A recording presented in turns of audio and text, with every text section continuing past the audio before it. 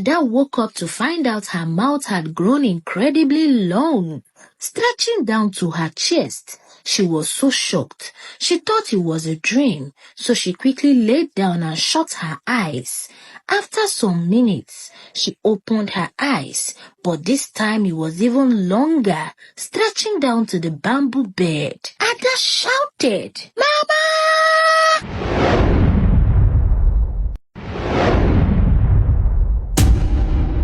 In the heart of the lush African forest, there existed a beautiful village called Ikuku, where the people lived in harmony with nature and each other. The villagers were hardworking farmers and skilled hunters who tilled the land and hunted in the forest to provide for their families. They lived peacefully alongside one another, sharing stories and laughter around the evening fires. However, amidst this serene community, there lived a girl named Ada, who had a peculiar habit, gossiping. Ada would often insert herself into matters that didn't concern her, spreading rumors and lies, causing confusion and chaos wherever she went. She would whisper in the ears of the villagers, sharing juicy tales and half-truths, which would spread like wildfire throughout the village. Ada's parents, Pa Amadi and Nne, though very peaceful, loving, and patient, warned her repeatedly about the dangers of gossiping. They told her that her words were like a sharp knife, cutting deep into the hearts of others, causing pain and suffering. But Ada wouldn't listen. She was addicted to the attention and power that came from being the village gossip. Do you know Mr. Okoro is laying with that poor widow? Yesterday, I saw him sneaking into her hut. The way he was moving in very fast and doing his face, you will know they are both up to something. Those two people are laying with each other. Ada, how did you know? Because you saw him entering the hut does not mean he's laying with her.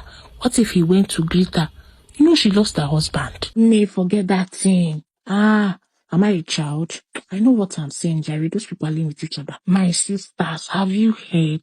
The king's last wife is sleeping with the king now. Ada, Biko, close your mouth. Don't put us in trouble. Where did you hear this kind of thing from? Don't worry. I have my way around these things. There's nothing going on in this village that I, Ada, is not aware of. Now, wow, Ada, be careful, oh. This gist is too heavy for our ears, so. As time passed, Ada's gossiping became more and more malicious. She would spread lies about the villagers, causing them to doubt and mistrust one another. She would whisper false rumors about the village elders' decisions, causing confusion and dissent among the people.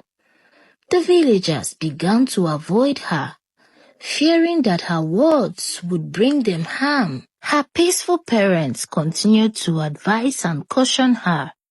Some concerned village elders also summoned her and advised her, but Ada never stopped. Ndidi Amaka, an elderly woman known for her extraordinary powers, lived on the outskirts of the village. She had lost her entire family due to an unknown sickness.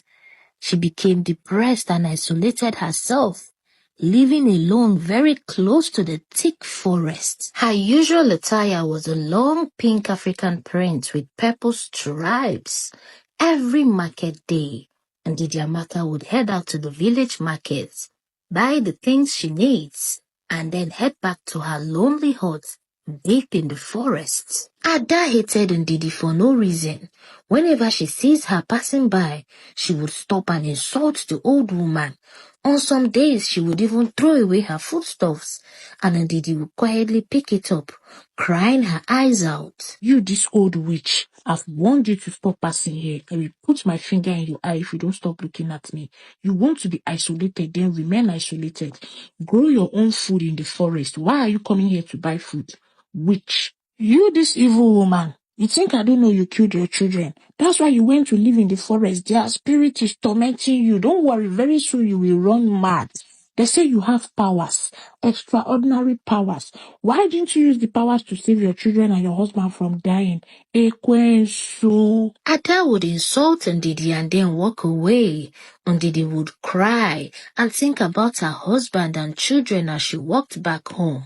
One fateful day, she got tired of Ada's malicious words. She got back home. She sat outside. She cried bitterly and placed a curse upon her. As she stood up, her eyes turned red, blazing with anger. Ada, your tongue has brought you nothing but trouble. From this day forward, your mouth shall be as long as your tongue is sharp. Your mouth shall be as wide as a basin. May you learn to use your words for good, not evil. The next morning, Ada woke up to find out her mouth had grown incredibly long, stretching down to her chest. She was so shocked. She thought it was a dream, so she quickly laid down and shut her eyes. After some minutes, she opened her eyes, but this time it was even longer, stretching down to the bamboo bed. Ada shouted, "Mama!" Her mother ran into her room and what she saw made her so speechless. Her husband had gone to the farm very early and she didn't know what to do. But when he returned,